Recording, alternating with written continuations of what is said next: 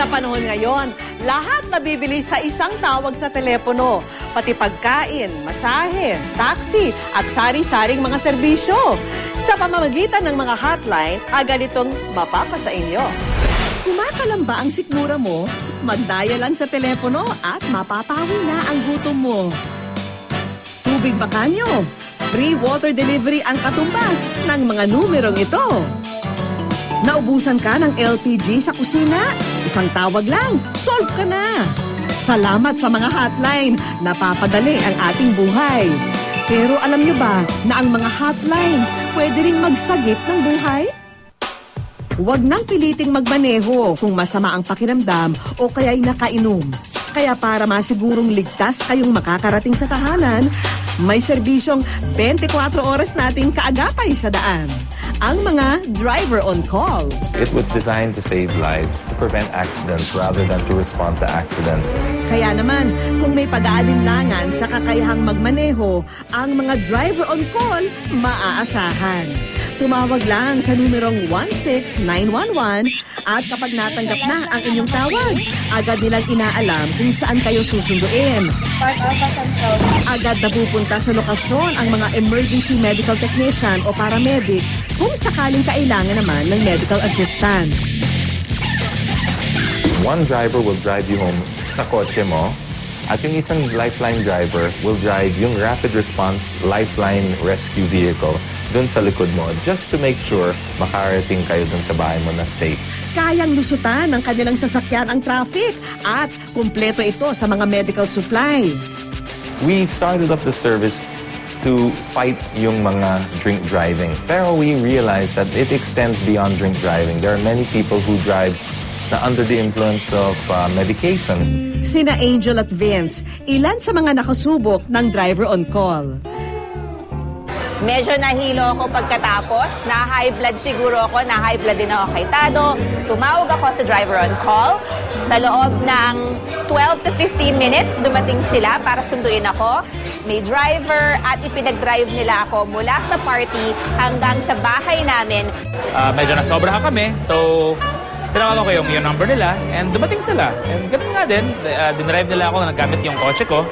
And nakauwi ako knowing na yung kotse ko nandun safe and sound. Pati ako. Minsan naman, ang pangangailangan hindi pisikal, kundi emosyonal. At para sa mga dumaraan sa kalungkutan, meron kayong maaring takbuhan. Hatid ng Hope Lines ang pag-asa sa mga taong nakararanas ng depression. The Hope Line is like a crisis line para sa mga taong parang wala na silang pag-asa sa buhay at yung mga ibang tao nang gusto na magpakamatay.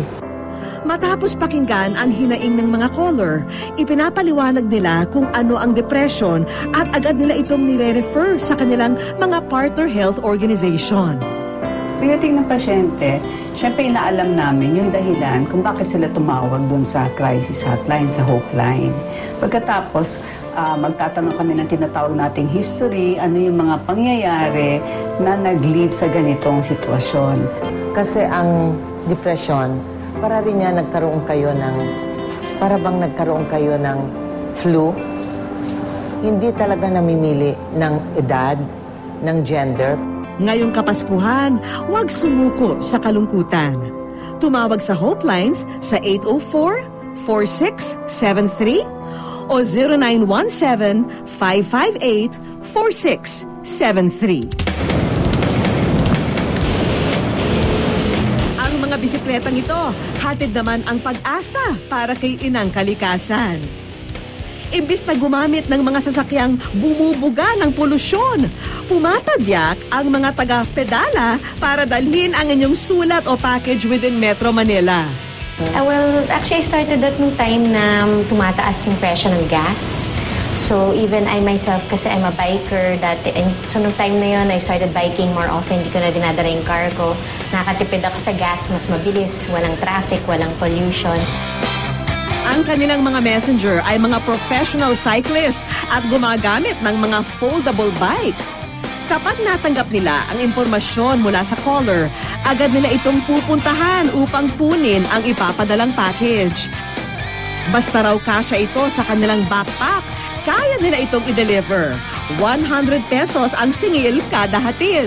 Si Dominic, na Sales and Marketing Manager ng isang cleaning product factory, believe sa serbisyo ng Pedala. Yung Pedala, they're very efficient. Una sa lahat, well, dalawang benefits eh. Yung bike messengers, it's green, hindi sila nakakadagdag sa pollution. Tapos, pangalawa, hindi sila traffic. So, kahit na isipin mong parang mabagal kasi bike, in a way, mas mabilis pa rin because hindi sila nasa-stuck sa traffic. Para sa isang eco-friendly at reliable na delivery service, tumawag lang sa 0917-807-3325.